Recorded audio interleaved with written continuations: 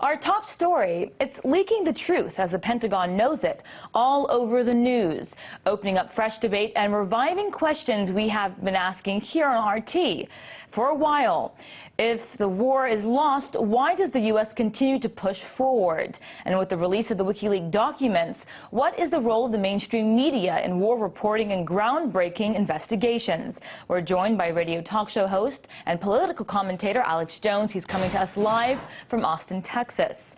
Hey there, Alex. Now, let's start with the mainstream media. When WikiLeaks released the dates and history of the Bilderberg Group meetings, which was this powerful group of military professionals and executives meeting in certain areas, the mainstream media didn't pay much attention to it. And for the most part, when this WikiLeaks document thing broke, they didn't pay much attention to Julian Assange. Now he's all over the mainstream media. So what exactly is going on here, and why was the mainstream media discrediting WikiLeaks before? Well, that's a complex issue, and thank you for having me, but a lot of things are happening here. I don't think the people at WikiLeaks themselves are bad individuals. I think they mean well, but clearly they're being used here. It's admitted that the New York Times went to Obama last week when they were given these documents and asked the White House what they should do with them. And out of the 92,000 plus documents that have been released, we noticed they're cherry picking these. And most of these are battlefield reports. They're not really top secret. They're just secret. Intelligence agencies the world over use fake intelligence that they leak on purpose to really push their propaganda. And we hear that, oh, Pakistan is funding al-Qaeda and the Taliban. Well, who funds Pakistani ISI? It's the U.S. government, the Mossad, and British intelligence. And then we hear that bin Laden is alive and is over there. So that keeps that myth going. And so we're seeing a lot of the stuff that the media is focusing on in these documents is really aiding the military-industrial complex in their goal of continuing this war. Much of what was in these documents we already know about: the massacres, the mass killings, the drone attacks, and things like that. And this is the first time that WikiLeaks released this to the mainstream media, Der Spiegel, London Guardian, New York Times first, instead of releasing it to the general public. So the mainstream media was able to put the spin Alex, on the information. I want to ask you about that, actually, because as you mentioned, WikiLeaks had to release this information, not the mainstream media. Where we once depended on the media during the Vietnam War, that's not the case nowadays. And we have to look to organizations like WikiLeaks for not only information on the war in Afghanistan, but for the most part, things involving corruption that happened here on the home front. So is this the new face of investigative journalism?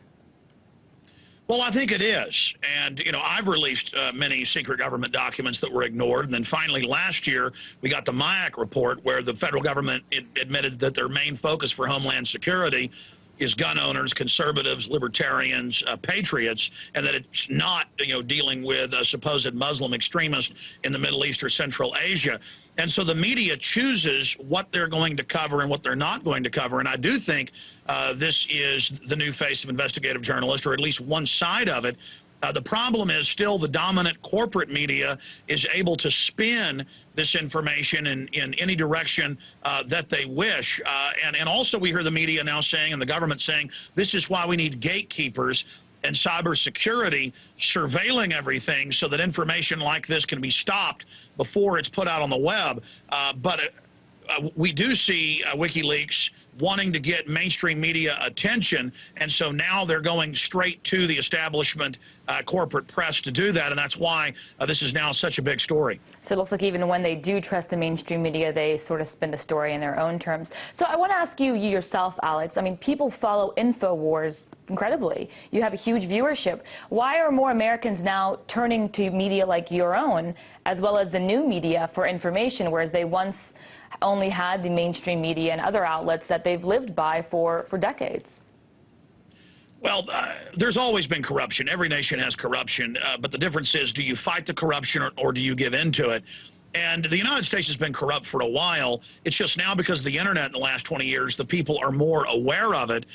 And so the mainstream corporate media that really just repeats press releases that are given to them by the government and Fortune 100 corporations, they've lost almost all credibility It's not just a question of the internet competing with them. Even when you've got mainstream media outlets on the internet, they're being dwarfed by alternative media because the alternative media has a better track record of giving people a larger perspective and more diversity in news. There's an entire full spectrum of ideas and debate that, instead of dumbing the news down, is actually now reinvigorating it and really forcing the mainstream media to act more like the alternative media. I mean, just to be pertinent now, or to be in the game, Alex, we see the New York Times and others now reporting on the WikiLeaks situation.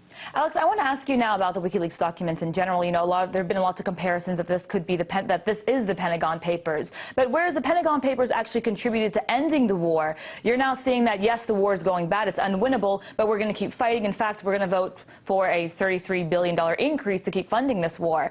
So what are we fighting this war for, if we know it's not winnable? Well, Vietnam was not meant to be winnable. It was meant to make hundreds of billions of dollars for weapons manufacturers and have a military laboratory. The Pentagon talks about this, to train troops in hardcore combat, to then come back and police the population domestically. And Iraq and Afghanistan are laboratories. They want the $1 trillion in lithium, the trillions of dollars in oil, the trillions of dollars in the aggregate on no-bid contracts. It is really a place for the dark side of the government, the black ops secret government, to ship out opium. Opium production is off the charts. Now our government doesn't deny this. They admit our troops guard the opium and even help basically ship it out. And so this is a key crossroads in the world to move U.S. forces in to also checkmate Russia and China, as well as Pakistan and India. So it's all part of a larger geopolitical strategic development that Brzezinski has talked about. And so the war is not really being lost because the objective is not to bring democracy and freedom to Afghanistan. It is to have a war laboratory and a black hole to steal trillions of dollars of money and opium and oil and lithium out of. This is a corporate war. The United States is dominated by offshore corporations. We are just the modern Hessian mercenaries for this global corporate system. And so whereas Daniel Ellsberg was at the Rand Corporation, and this was actual highest level war policy showing that the war was unwinnable, this information is more battlefield communiques, and I think most of it is basically propaganda they leaked to WikiLeaks. Alex, I want to ask purpose. you really quickly now, because we're coming to an end now. So you're practically saying, or implying at least, that this is another case of typical war profiteering. If so, will we see these WikiLeaks docs as a turning point where it was during the Vietnam War? And if not, who here is benefiting from this war as it continues? Well, I mean, I do think it's going to have a similar effect to what we saw with the Ellsberg papers, but I don't think it's overall going to be a turning point unless the American people get upset and demand the war ends. But both political parties, the Republican and Democrats, are bought and paid for by the military-industrial complex that President Eisenhower warned us about in January of 1961. They have taken this country over, and they're now openly engaged in martial law drills publicly in the United States. And so the question isn't, will we get out of Afghanistan? The question is, will the United States fully fall to the military-industrial complex itself owned by foreign banks? Will we let these offshore banks maneuver the United States into a war with Iran and Syria, which is now being green-lighted? Alex, unfortunately, that's all the time we have here. But what you were mentioning, we're going to follow in the newscast as it comes up. That was Alex Jones, Radio Talk Show host, joining us from Austin, Texas. Thank you.